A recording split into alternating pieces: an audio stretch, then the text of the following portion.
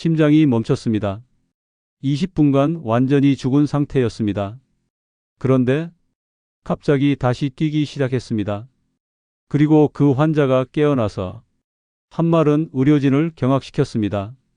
제가 몸 밖으로 나와서 수술실 천장에 떠 있었어요. 선생님들이 하는 말을 다 들었고 저기 모니터에 붙어 있는 노란 메모지에 뭐라고 적혀 있는지도 봤습니다. 만약 당신이 내일 세상을 떠난다면 과연 준비가 되어 있습니까? 오늘 이 영상에서는 40년간 의료 현장에서 수천 명의 죽음을 지켜본 한 의사의 놀라운 증언과 함께 2015년 세계 최고의 과학자들이 발표한 충격적인 의식 독립 선언의 진실을 공개합니다. 그리고 무엇보다 중요한 것은 어떻게 하면 우리가 인생의 마지막 순간을 평안하고 의미 있게 맞이할 수 있는지에 대한 실제적인 방법들을 알려드리겠습니다. 서울대학교 의과대학 내과 레지던트 1년 차였던 한 젊은 의사의 이야기부터 시작해 보겠습니다. 첫날 병동에서 환자 인계를 받을 때 선배 의사는 이렇게 말했습니다. 지금 환자들이 평온해 보이지만 곧 위험해질 가능성이 있다. 아니나 다를까 일주일 후 몇몇 환자들이 잇따라 세상을 떠났습니다. 충격을 받은 젊은 의사는 내가 의사에게 맞지 않나라고 생각하며 사직서를 쓰려 했습니다. 그때 누군가가 말렸고 그래서 40년간 의료진으로 일할 수 있었다고 합니다. 하지만 40년이 지난 지금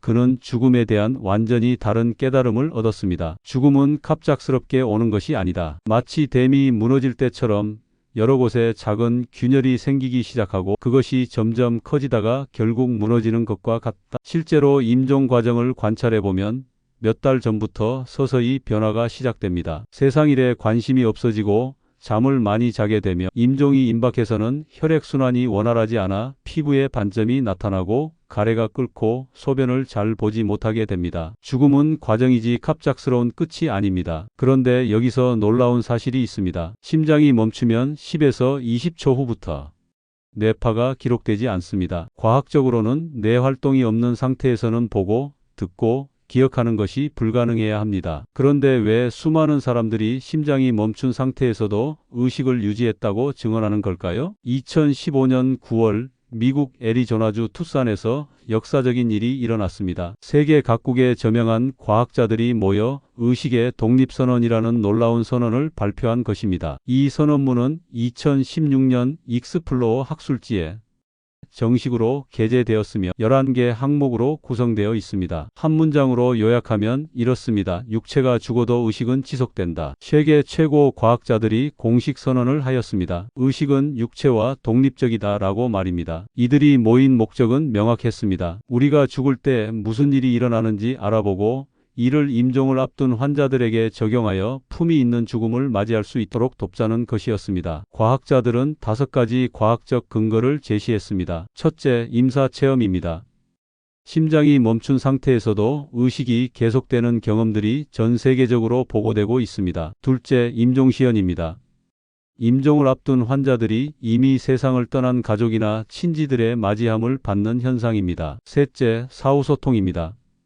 이것은 우리 주변에서도 흔히 일어나는 일입니다. 가족 중 누군가가 세상을 떠난 후 나비나 무지개 같은 신호를 통해 메시지를 보내는 것입니다. 특히 동서양을 막론하고 공통적으로 나타나는 것이 나비와 무지개입니다. 넷째, 전생 기억입니다.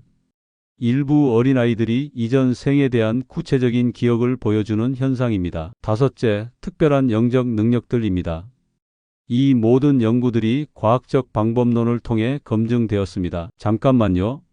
혹시 이런 과학적 사실들이 처음 들어보시는 내용인가요? 그렇다면 지금 바로 구독 버튼을 눌러주세요. 앞으로도 이런 놀라운 사실들과 삶에 도움이 되는 정보들을 계속 전해드리겠습니다. 그리고 좋아요 버튼도 함께 눌러주시면 더 많은 분들께 이 소중한 정보가 전달될 수 있습니다. 이제 실제로 우리나라 한 대학병원에서 일어난 충격적인 사례를 들려드리겠습니다. 어떤 환자가 응급심장 수술을 받던 중 갑자기 심장이 멈췄습니다. 외과 의사들에게 수술 중 환자 사망은 가장 피하고 싶은 상황입니다. 심장 마사지를 해도 전혀 반응이 없었습니다. 결국 사망 선고를 내리고 집도인은 망연자실하여 수술실을 나와 복도에서 담배를 피우고 있었습니다. 그런데 놀라운 일이 일어났습니다. 20분이 훨씬 지난 후 환자의 몸에 그대로 붙어 있던 심전도 모니터에서 갑자기 심장박동이 다시 나타나기 시작한 것입니다. 아무런 조치도 하지 않았는데 말입니다. 깜짝 놀란 의료진들이 급히 수술을 재개했고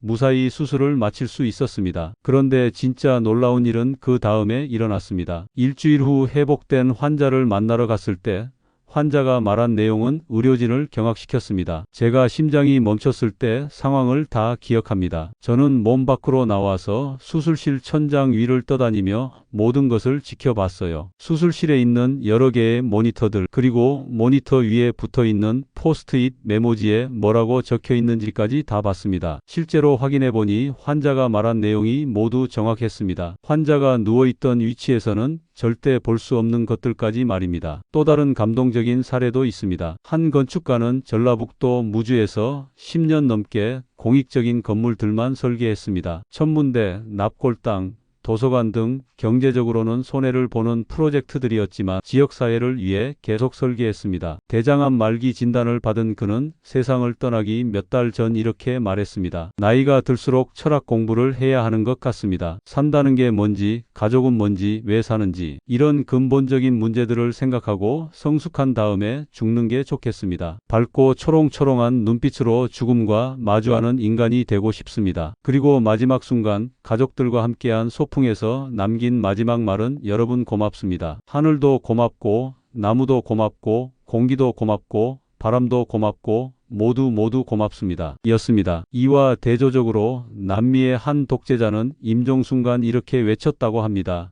나 좀 죽지 않게 해줘. 나 좀 더 살고 싶어. 두 분의 죽음은 극명한 대조를 보여줍니다. 죽음에 대한 준비를 했던 분과 전혀 생각 없이 살았던 분의 차이입니다. 그렇다면 우리는 어떻게 죽음을 준비해야 할까요? 몇 년 전 한 80대 말기 전립선암 환자가 특별한 일을 했습니다. 바로 사전 장례식을 연 것입니다. 그는 내가 죽고 나서 하는 장례식은 의미가 없다며 살아있을 때 지인들과 친족들을 모두 만나 일종의 잔치처럼 지냈습니다. 이것이 바로 죽음 준비의 한 모습입니다. 구체적인 죽음 준비 방법들을 알려드리겠습니다. 첫째, 사전 의료 의향서 작성하기. 건강할 때 미리 자신의 의료에 대한 희망사항을 문서로 남겨두는 것입니다. 연명 치료를 받을 것인지, 어떤 치료를 원하는지, 어떤 치료는 거부하는지를 명확히 해두세요. 병이 깊어진 후에는 이런 대화를 나누기가 매우 어렵습니다. 가족들에게 재수 없는 얘기한다는 소리를 듣더라도 미리 준비해두는 것이 중요합니다. 둘째, 감사하는 습관 기르기. 매일 아침 샤워하면서 또는 잠자리에 들기 전 감사한 것들을 떠올려 보세요. 두 눈으로 볼 수 있고, 두 귀로 들을 수 있고, 두 다리로 걸을 수 있고 마음대로 숨 쉴 수 있는 것, 이런 당연해 보이는 것들에 감사해 보세요. 이것을 머리로만 이해하지 말고 매일 습관화하는 것이 중요합니다. 셋째, 인간관계 정리하기. 미뤄둔 화해가 있다면 먼저 손을 내밀어 보세요. 고마웠던 사람들에게 그 마음을 전해 보세요. 사랑한다는 말을 하지 못한 가족들에게 표현해 보세요. 넷째, 메멘토 모리. 죽음을 기억하기.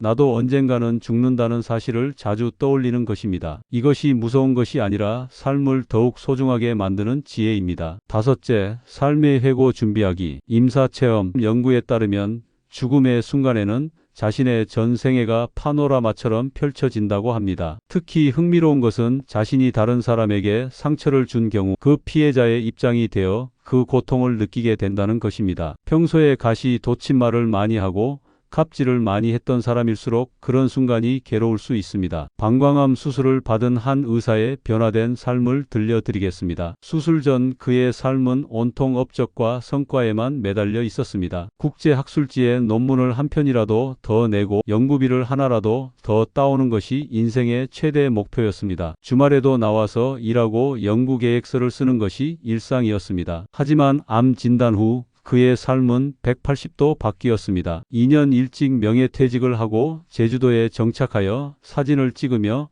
여유로운 삶을 살게 되었습니다. 매일 아침 해가 떠오를 때, 저녁 해가 질 때의 빛과 그림자를 보면 잠옷 바람으로라도 카메라를 들고 나가서 찍습니다. 만나는 사람들의 범위도 넓어졌습니다. 의사 동료들뿐만 아니라 철학자, 종교인, 특히 사별을 경험한 가족들과 많이 소통하게 되었습니다. 매일 아침 그는 감사의 기도를 합니다. 방광암 수술법이 개발된 지 30년밖에 되지 않았다는 사실에 만약 40년 전에 수술받았다면 지금도 소변 주머니를 차고 다녀야 했을 것이라는 사실에 감사합니다. 큰 수술을 받고도 폐렴이나 예상치 못한 합병증 없이 회복된 것에 지금도 두 눈으로 보고 두 귀로 들을 수 있는 것에 감사합니다. 그는 말합니다. 특별한 건강식품을 찾아 헤매기보다는 균형 잡힌 식사, 적당한 운동, 그리고 감사하는 마음을 매일 갖는 것이 진정한 건강의 비결입니다. 중요한 것은 머리로만 이해하지 말고 매일매일 습관화하는 것입니다. 이런 소중한 깨달음과 지혜가 담긴 영상이 도움이 되셨나요? 그렇다면 구독과 좋아요를 눌러주세요. 여러분의 작은 클릭 하나가 더 많은 분들께 이런 의미 있는 정보를 전달하는 데 큰 힘이 됩니다. 그리고 댓글로 여러분의 생각도 나눠주시면 감사하겠습니다. 죽음은 끝이 아닙니다. 세계 최고의 과학자들도 인정한 것처럼